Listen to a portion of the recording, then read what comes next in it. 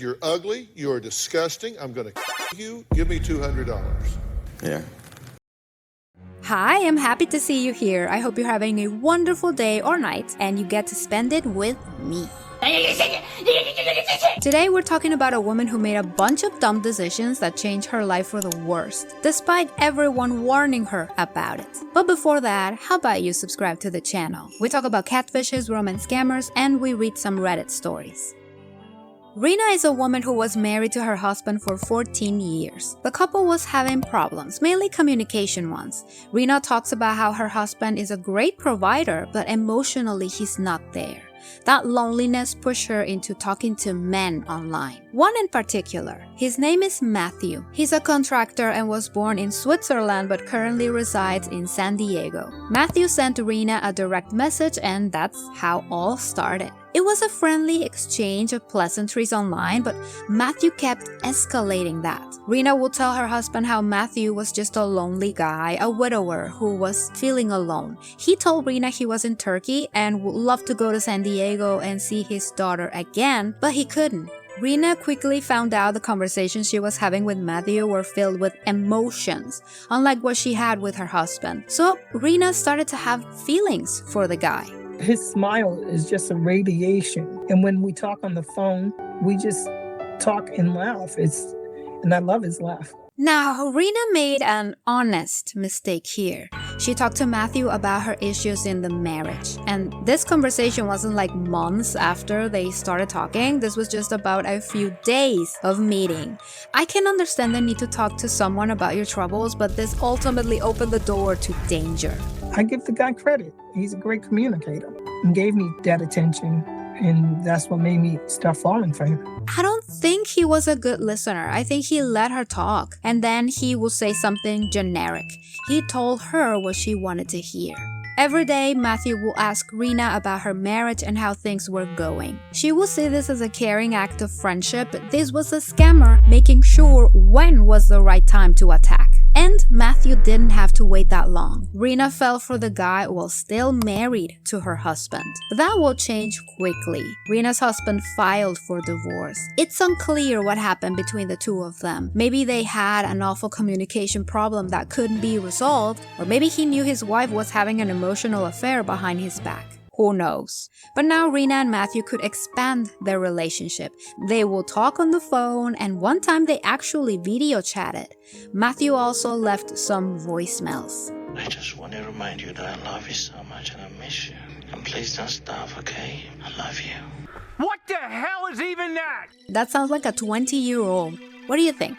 For sure, I cannot put that voice in here. But as usual, once Rena was hooked, the issue began. Money issues. Mathew began to experience financial difficulties. At one time, he was able to FaceTime me. He told me he had to sell his phone for money. It always starts slow. They ask for a small amount of money, and if the victim is receptive to it, they will escalate.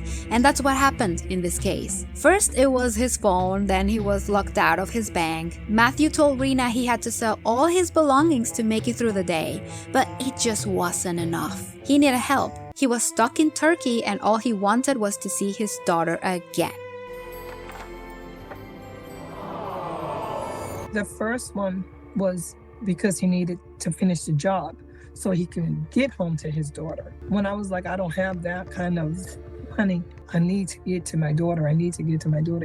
That's the only time he ever felt pushy. He was heavily manipulating Rena using an imaginary child, and it worked beautifully. But if you think about it, these scammers push the story to the limit. The guy, a contractor, cannot finish his job because he doesn't have the tools for that. So why the hell did he take the job knowing he wasn't going to be able to finish it? That's a lawsuit waiting to happen, which means he's not very reliable or his common sense is funky. And he's a grown adult. He should have known how to solve these problems by himself without the need of a stranger on the internet. There were so many red flags here, but the main one, and the reason she might never get to see her money again, is that Mathew will ask her to buy gift cards, scratch them, and give him the numbers. Like a gift. There's no way that money can be traced. But that wasn't enough. Mathew was ready to go back home to San Diego and asked Rena to pay for the ticket, which she did. He sent her a picture of the ticket, but then Rena got a message from him. He had to pay this fee for stuff that was in his bag. He said he had an international paper. That paper was no good in Turkey. A language fee. Now, the airports are scummy as hell, but I have never heard of a language fee. I don't travel a lot, so you're gonna have to help me here. Well, that got him in jail, where he currently is. No way. It's totally made up. But like I said, it works on Rena because she began offering a monthly allowance, $400 a month. She had to find another job to give this man more money. Something we learned right at the end, Rena is not alone. She has a granddaughter she's taking care of, so she will happily take money from her flesh and blood, a completely innocent creature, to give it to some random man who talked nice to her. It has to be close to like $18,000 or $20,000 that I have sent Mathew. My family were all skeptical from the beginning. $20,000. By the way, her entire family told her she was being scammed, and they didn't even know she was sending money to the dude. All of them told her the same, but still, she thought she knew better. She was different. He was different. Mathew and I did the math, and it looks like he should be done with everything by April, paying these people off. She still believes Mathew is real and everything he is saying to her will happen. He will pay her back and they will be together. She contacted the social catfish team because she wants this to happen. The entire world is saying one thing, but she is denying reality. This woman had to find another job to provide for a useless person who could not exist by himself while lying to her family about it. I tried to walk away twice, and I ended up going right back. So I need to know, should I move on from this? When is enough enough? Enough was a long time ago. Enough was the very first time he asked for money, or when the family members were worried about you being taken for a fool, or you having to find another job because you became a provider to a random person on the internet. The catfish team found the real guy, they examined every single document Mathew sent to Rena, and they located the person Rena was talking to. This guy is completely innocent and has nothing to do with the story, only him being a victim of all of this. The documents, of course, turned out to be faked and photoshopped, and the dude she was talking to was probably a 20-year-old Nigerian. But she said she video chatted with Mathew. How did that happen? The person you're talking to is taking his videos and they're playing them to you as if they're talking to you. Oh my. After all the evidence was presented, she finally was sure she was scammed and the Mathew she fell in love with does not exist. What a dummy. That means money in my pocket. My earned money to support me and my granddaughter. Where was that energy before? If she was asking herself that, why did she continue giving him money?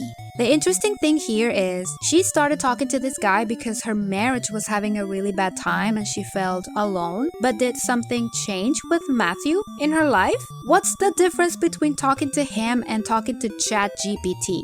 They will say the same thing to you, but ultimately you have to turn off your computer, put down your phone, and oh, will you look at that?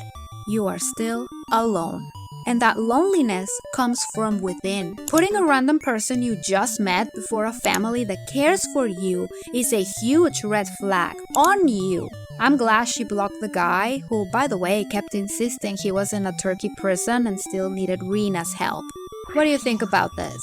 I don't know about her problems in the marriage, but I got mad knowing she was taking care of a little one but began jeopardizing their income to give it to someone else. She's going to still need that extra job to level herself back to where she was before, but I'm sure she can do it, especially having such a lovely support system around her. Leave me your thoughts in the comments. Don't forget to subscribe and leave a like. It really helps. I hope you have a wonderful day or night, and I will see you in the next video. Thank you for watching. As an AI, I don't have emotions or personal experiences. When I say things like excited, I'm using language to create a more engaging and relatable interaction. Damn.